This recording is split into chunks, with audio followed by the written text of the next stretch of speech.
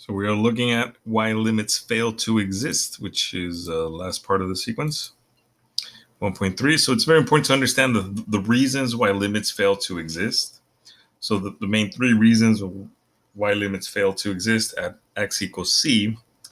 First one, if x approaches a different number from the right side of c than it approaches from the left side of c.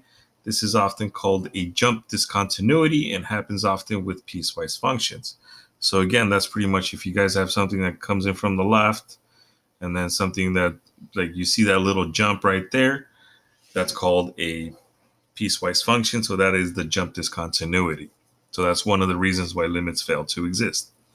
2, f of x either increases and or decreases without bound as x approaches c. This means the function approaches either positive infinity or negative infinity. Or in this case, yeah, you guys would see the pretty much an asymptote, right? So that's one of the examples where it pretty much went straight up and then the other one straight down, or both of them going in the same direction.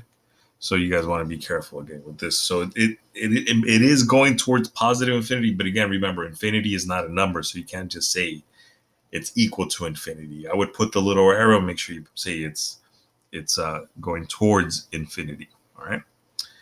Okay, and then the next part would be f of x oscillates between two fixed values as x approaches c. So that was like an example 11, right? Like it just goes up and down, and like it crunches in, and then it starts coming back out.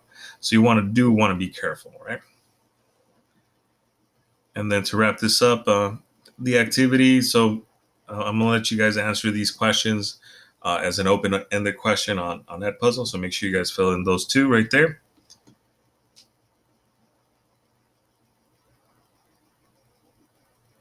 And then the last one, so let's look at one of the BC questions that came up in 2014, which was, again, limits, right? So again, you remember, you guys are still tested on limits, even though you might be in the BC part the second year. So the figure on the right shows a graph of the function f. Which of the following statements are true?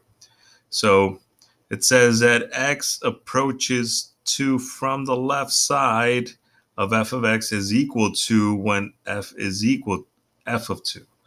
So we're looking right there. We're looking for the closed circle coming in from the left side, which is precisely what happens right here.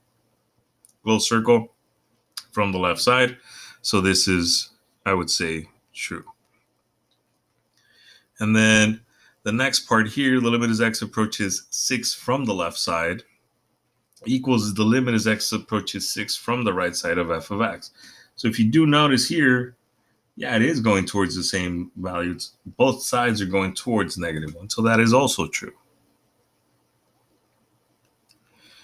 And then the last one, the limit of f of x as x approaches 6 is equal to the value itself of f of 6. Now, there is a hole right there when we are approaching 6.